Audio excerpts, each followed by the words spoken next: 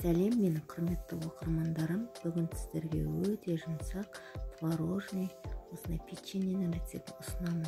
Видеоны соңына дейін қарап, каналыма тіркеліп, лайк басып кетіңіздер. Бізге керек заттар, яғни ұн, разрыхитель, шекер, сары май және 9% творог қажет. Алдымен ыдысымызға творогымызды салып, венчиктің көмегімен немесе мен сияқты белгінің көмегімен жақсылап араластырып аламыз.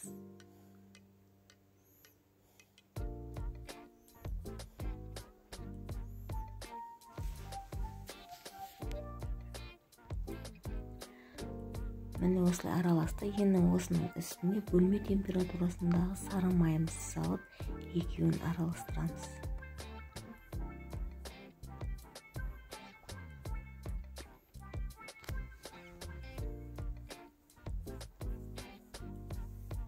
Енді осының үстіне електен өткізілген ұнымызды салып, және разрыхителімізді қосып, бір келте етіп, творогымызды илеп аламыз.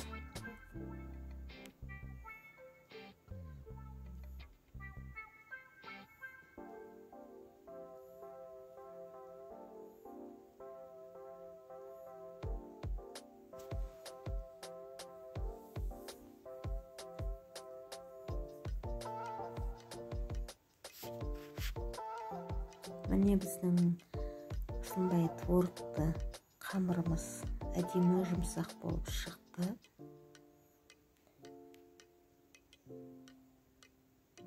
Жақсылап июін қандырып аламыз.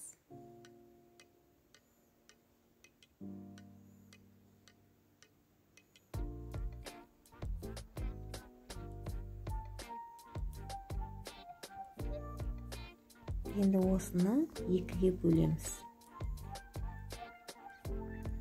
Бір бөлігін тұндырып қоямыз, пакетпен жауып, екінші бөлігін жаямыз.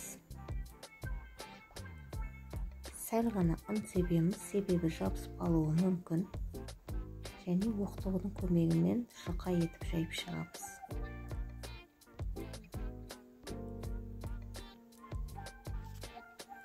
Мен осы печеньенің құрамдарын описание бөліміне жазып қалдырып кетемін.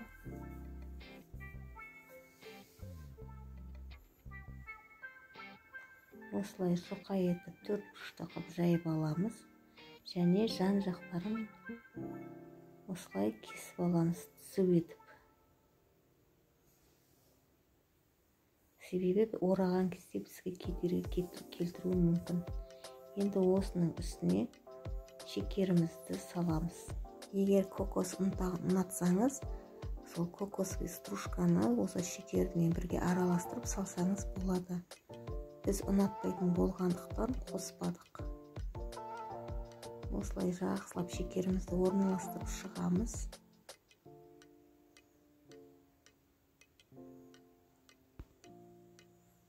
Енді дайын болған қамырымызды шетінен бастап жайлап орап шығамыз.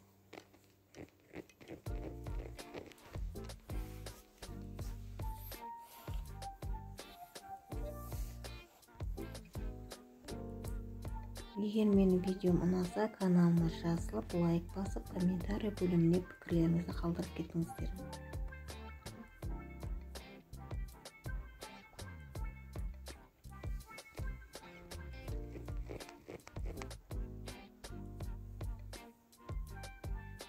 Жақсылап осылай ауа кірмейтіндей орап аламыз, нығыздап.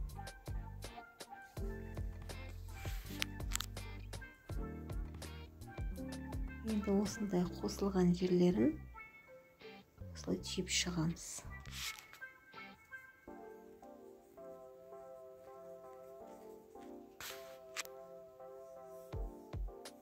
Енді осыларды әр бөлікке бөліп шығамыз.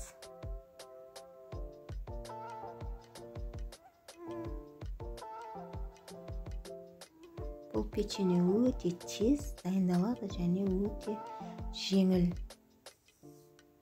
Салмағы өте жеңіл.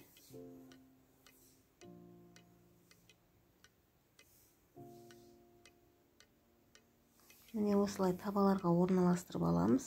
Енді осыны 160-170 градуста 20-25 минутта пісіріп аламыз. Міне біздің печеньеміз дайын.